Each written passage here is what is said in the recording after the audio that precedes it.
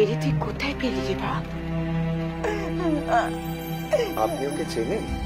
চিনবনি, দক্ষিণেশ্বরে ওরে ঠাকুরের ঘরের আশেপাশে আমি যে খুব দেখতাম।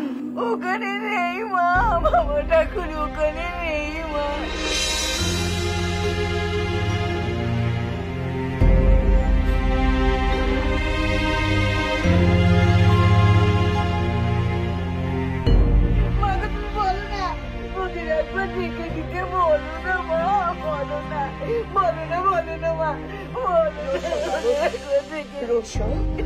তোমার বাবা ঠাকুর যে এখানে আছে ঠাকুর জানলে কি করে মা?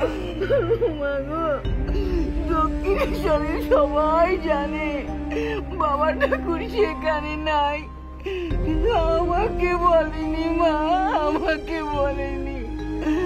আমাকে বলেছে ঘরে নাই, দেখো পঞ্চবটিতে, সেখানে গিয়েছি দেখতে পাইনি।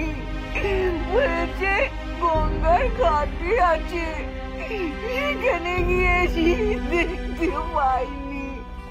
তারপরে বলে গঙ্গার উপারে আছে। আমি কি করে যাব মা? আমার কি নৌকো আছে? না নৌকোয় যাবার কড়ি আছে। মা তুমি আজ কি করে জানলি যে ঠাকুর এখানে আছে? আজকেও সেখানে গিয়েছিল মা। ভান্ডারী দাদা ওকে এখানে আসার কথা বলেন, তাই হেঁটে হেঁটে এখানে চলে এসেছে।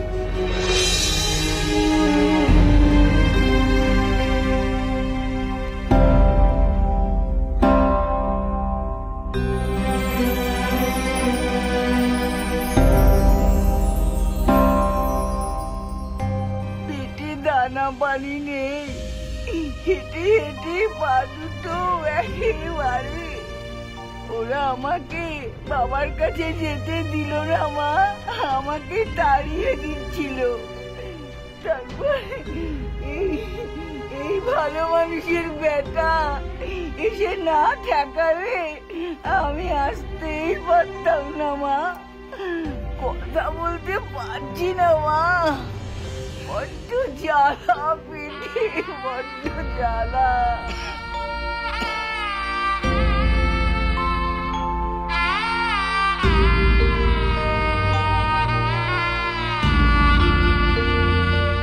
জ্বালা হবে না, কতদিন থেকে না খেয়ে আছি। আর দেখো পোড়ার মুখ ভগবানকে দেখো, তার নিচের দেখো, বড় লোকরা খেয়ে খেয়ে মরছে আর বাঁচিয়ে রেখেছে আমার মতো হাড় হাওয়াতে পাগলিকে। মরণ হবে, পোড়ার মুখ ভগবানের মরণ হয় না, মুখে নুরো জেলে দিতে হয়, মুখে নুরো জেলে দিতে হয়। মরবে মরবে, একদিন তুমি আমার মতো না খেতে পেয়ে মরবে, মরবে। এই কথা বলো নি মা, এখানে দাঁড়াও একটু, দাঁড়াও।